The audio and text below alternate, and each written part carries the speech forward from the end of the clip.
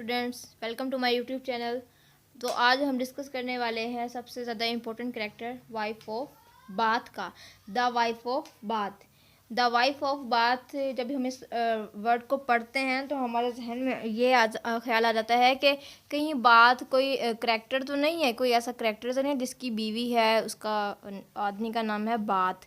Means नहीं, ये mean नहीं है। जैसे ही हम फर्स्ट लाइन पढ़ते हैं तो हमें इसका मीनिंग जो है उसका क्लियर हो जाता है। A good wife was there of beside Bath. Basically Bath जो है ना वो एक सिटी का नेम है। तो अ गुड वाइफ एक अच्छी औरत थी। चौसर जो है यहाँ पर पहली लाइन में ही आयरनी जो है वो उसने शुरू कर दी है, स्टार्ट की है। आयरनी है फर्स्ट लाइन में कि बहुत एक अच्छी वाइफ थी, जबकि ये एक अच्छी वाइफ नहीं थी। But she was somdel deaf. लेकिन वो जो है वो थोड़ी सी बहरी टाइप थी। बहरी टाइप क्यों थी? क्योंकि उसको जो है वो कम सुनाई देता था, और जब ये बात करती तो इसकी टून, उसका लहजा जो था वो बहुत ज़्यादा तेज़ होता था। And that was scathe. और जो से कह रहा है कि ये जो है ना मेरे लिए बहुत ज़्यादा दुख की बात है कि जो वाइफ ऑफ बाथ जो है बहुत अच्छी एक बीवी है और थोड़ी सी जो है ये बहरी है। तो ये मेरे लिए बहुत ही पछतावे की बात है। Of cloth making she had A such a haunt. यहाँ पर इस लाइन के अंदर चौसा ने जो है वो रियलिज्म यूज़ किया है कि क्लॉथ मेकिंग मतलब कपड़ा बनाने की आर्ट में जो है वो बहुत ज़्यादा माहिर थी। मतलब कि वो एक्सपर्ट थी कपड़ा बनाने के काम के अंदर। मीन्स इसका बिजनेस जो था वो कपड़ा बनाने का था।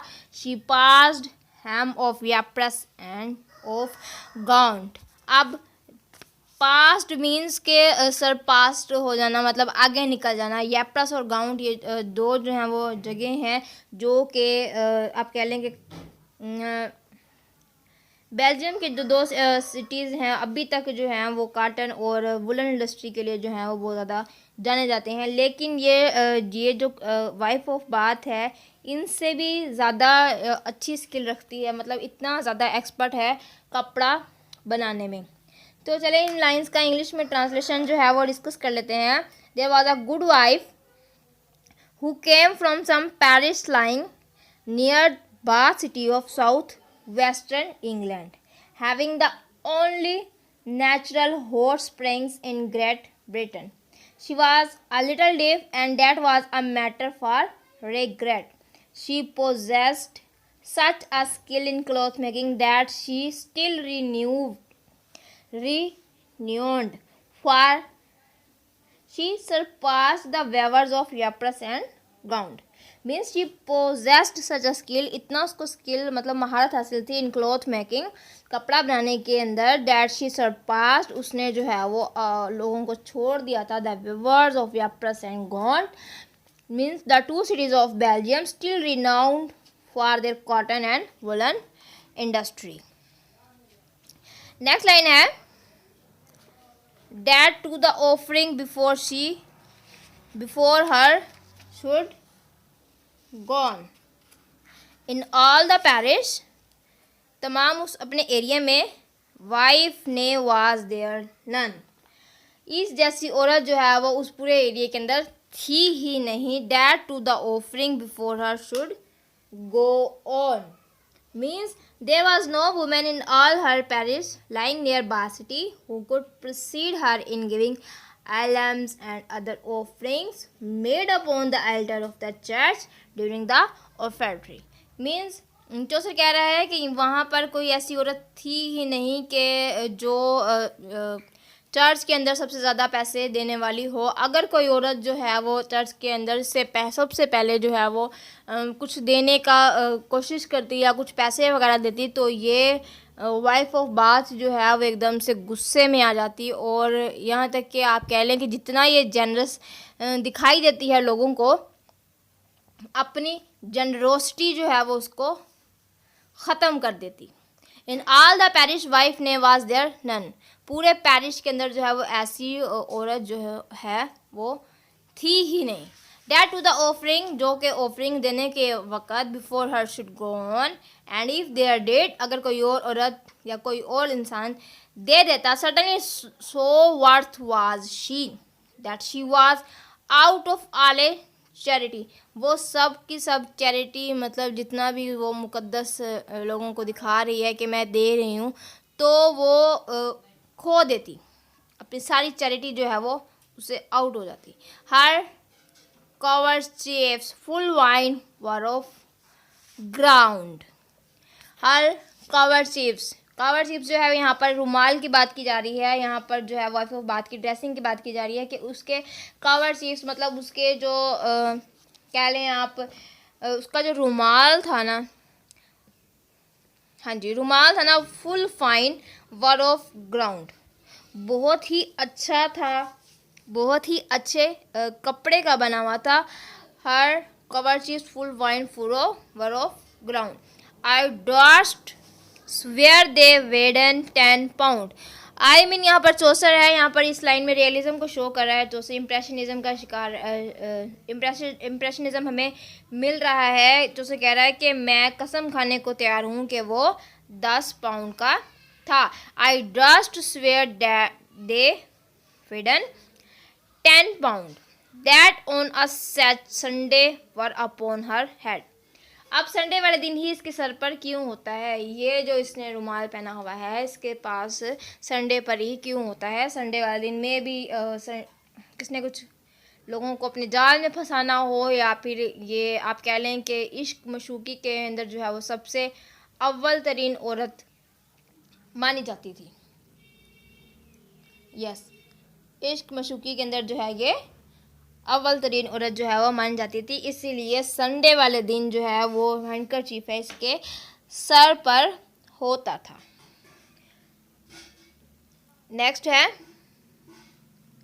हर होजन वरन ऑफ फाइन स्कारलेट रेड। अब उसकी हौजरी की बात की जा रही है, मीन्स अंडरगारमेंट्स की बात की जा रही है कि उसकी जो हौजरी थी वो बहुत ही डार्क रेड कलर की थी, सुर्ख कलर की थी, कि वो अयां हो रही थी, क्लियर हो रही थी, वाजिया पता चल रहा था कि ये रेड कलर की है। यहाँ पर हम पजामा से भी मुराद ले सकते हैं, hosen were of fine scarlet red. Full straight ये tied and shoes full moist and new.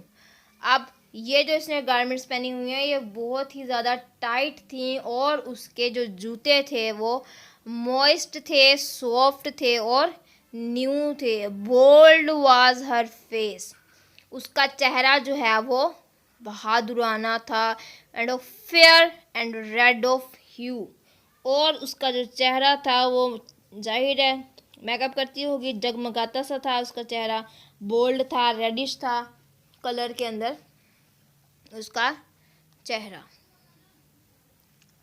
Yes, she was a वर्दी women all her life.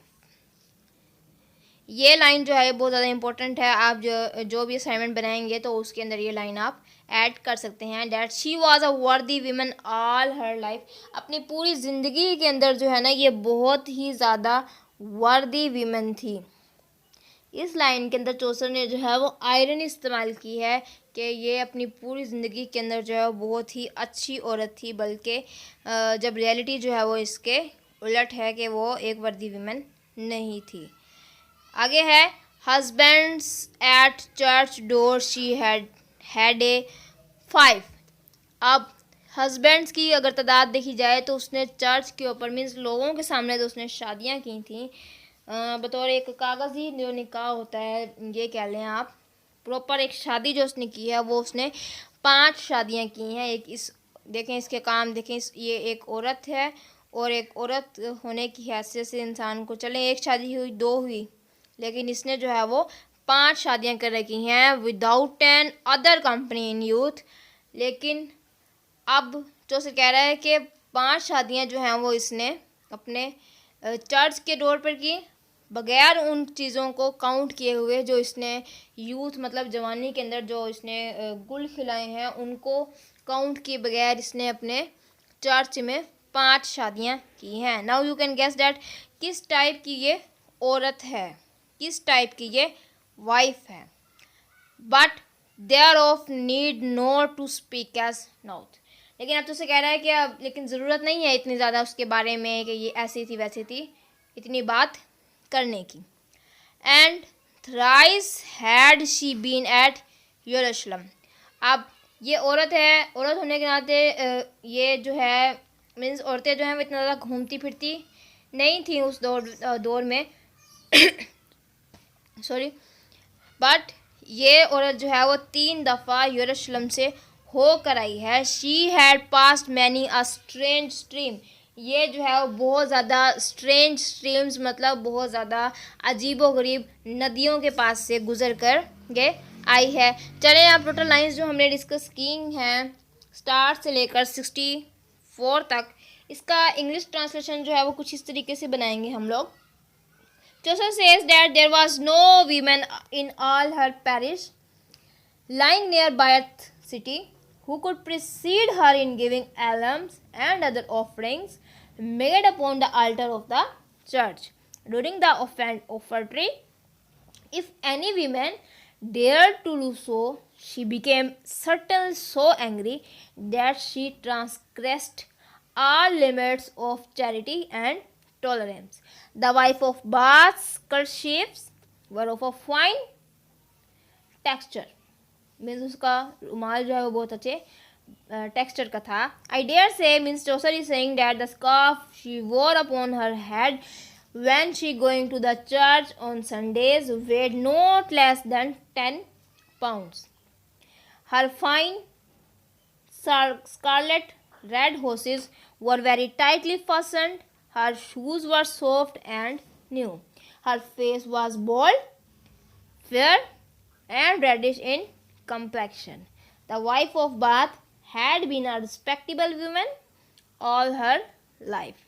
She had 5 husbands at the church door, without counting any other company she had in her youth, but there is no need to speak of it now. अभी तक के लिए इतना ही, मिलते हैं अगली video में। अगली वीडियो में जो है जितनी भी इसकी लाइंस रह गई हैं उसको हम डिस्कस करेंगे। तब तक के लिए अल्लाह हाफिज़।